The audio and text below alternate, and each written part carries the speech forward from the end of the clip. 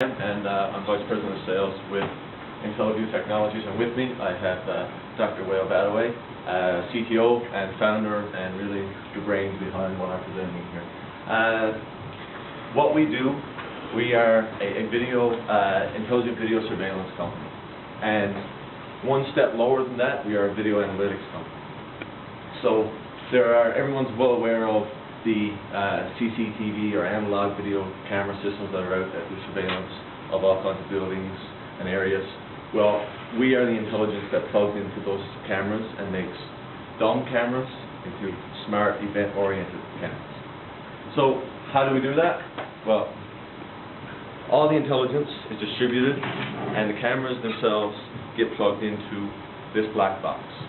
This is running a Microsoft embedded operating system.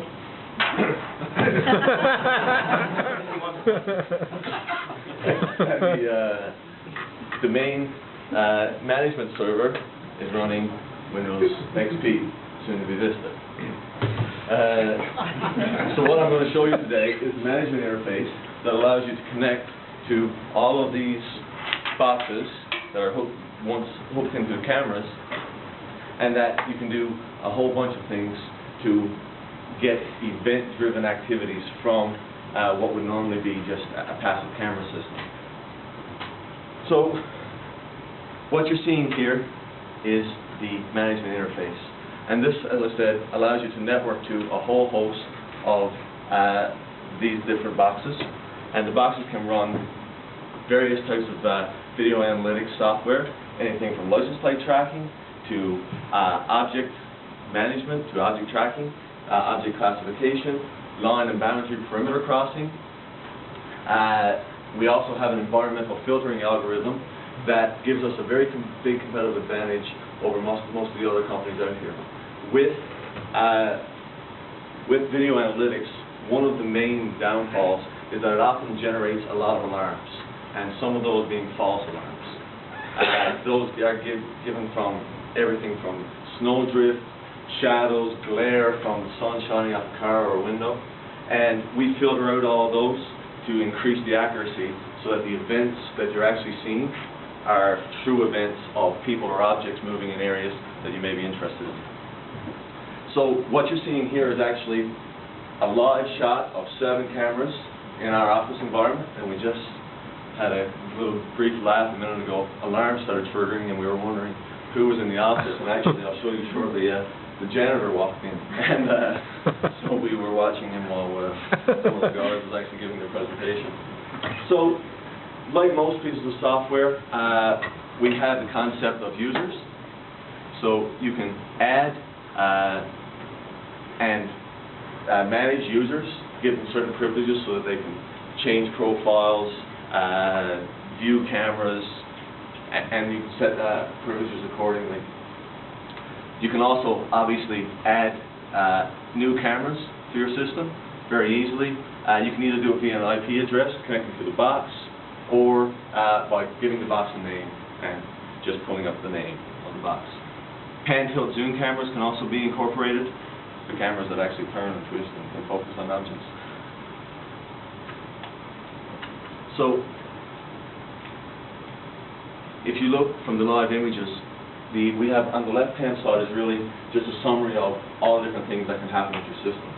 So these are events, and these just tell you when good things happen, or if cameras drop offline, they give you event notifications so that you can proactively fix them. These are alarms that occur, and I'll show you how we actually set those up very, very simply. Anyone can use a mouse and draw a box or a line to do it. And what you can see right here, if it's clear enough, is actually an alarm region. So that anytime anyone or anything walks into that region, we get a notification that shows up here. And if you click on the next snapshot, you will actually see, here's our cleaner that just walked in a short while ago. So these are images that correspond with each of the alarm scenarios. So you actually took the pictures while the alarm got triggered. So the snapshot from the alarm scenario can also be sent, and that's a good segue, I guess, across the network so that you can receive them via. We also done an alarm via email that can be sent to a mobile device, so that you know you can even use it for a house or any property management whereby You want to know if someone's in your back garden at 3 o'clock in the morning. Most traditional alarm systems only tell you something's wrong after the intruder has entered your property. This gives you a notification before something happens. So it's very proactive. You have the ability to log in and view live cameras, so you can select any one camera. Obviously, we're viewing them all here. Pick a camera, and it will give you a live view. We're streaming this over a network, so it may be a tad slow.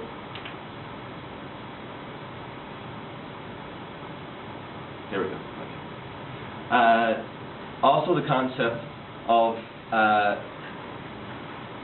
the security profile, which is what I referred to a minute ago, of how you actually set up your alarm regions. And this is done very, very simply. You select the camera.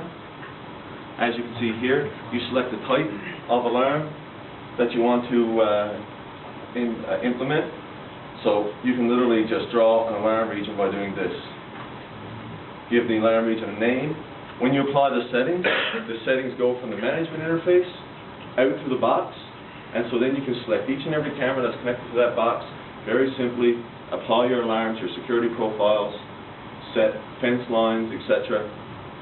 And once it's done, that's it. You don't have to touch it again. It's a one-shot deal. Again, very, very easy, very, very simple to use, and really plug and play and simplicity is really what we're striving for here. In addition, you also have the ability to archive video. And one of the great things about the video archive is that it also very rapidly allows you to access event situations that took place. And so we'll speed this up very quickly.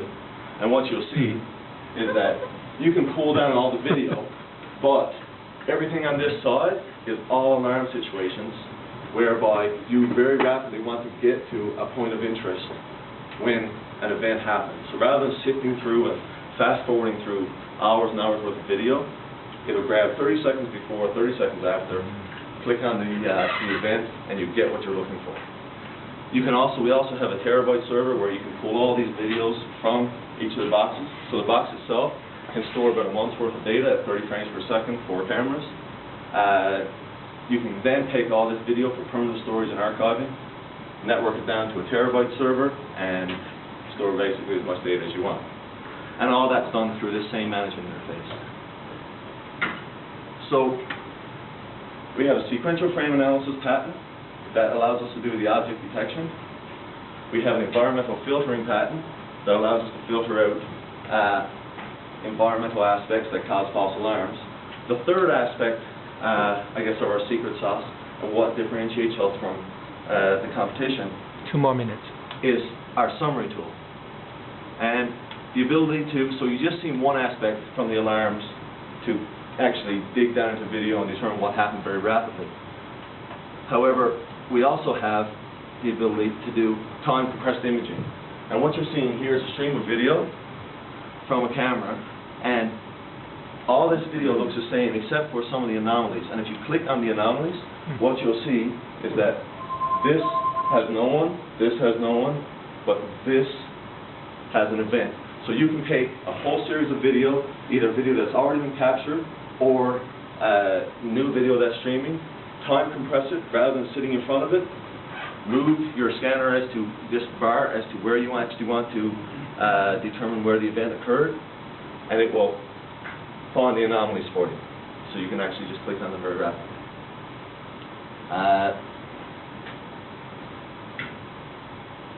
That is about it, I think, very quickly. Go ahead. Sorry? User management system, acknowledging. Oh yeah, and obviously when alarms occur you also have the ability to acknowledge alarms, transfer alarms, and through the Region Wizard setup you can send emails to specific people or determine which recipient gets which alarm in which order. So you may have 5 mobile security guards and you have one guy that's the head guy. He goes on a lunch break, he can then transfer priority to the second person in command. And so the order in which people actually receive and get alarms can be very easily dictated by, excuse me, my throat is going the recipient list. There's a web interface as well that allows you to log in, view your videos off from all your cameras. Which we haven't shown here this evening, but I think I'm probably folks being out of time. Yep. Questions? I guess I'll open the floor for any questions. Who's your target market? Right now, there are 3 to 4 market segments. One is the property management group. So that follows everything in from commercial buildings, oil and gas facilities, industrial structures. As well, we're finding now residential properties for this system because it's very cheap from the hardware perspective. You don't have to buy a big server to run it. Standard computing platform, a few $100 plus the software. So that's one of our target markets. Transportation as well, and law enforcement would be the main areas. If you try to sell it in UK, there's so many circuit cameras, closed-circuit yes, cameras there. We haven't tried to sell it yet, but that is a strategy. So commercializing the technology, basically we're taking a couple of baby steps, going to walk very fastly and then run as soon as possible. So the steps are get reference clients here in the local market, because we can keep our thumb kind of on the projects, feed all that information back into product development.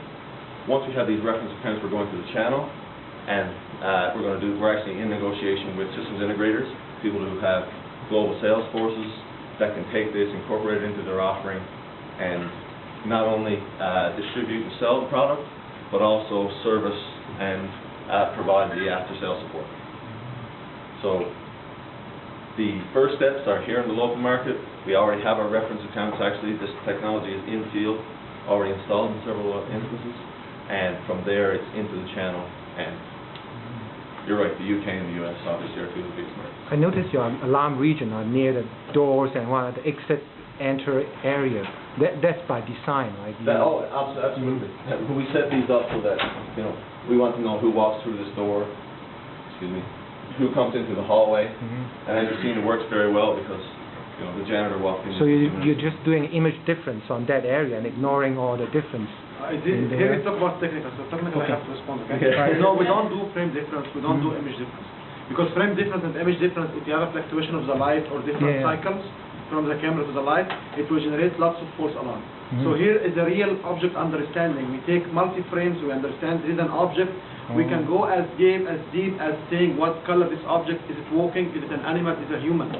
So the technology is more sophisticated than just frame difference or corresponding. Frame difference, light, wind, any of these conditions. I have a bunch of videos which is, I can show you the indoor. I want to get a couple other questions in here. Reg, you have one?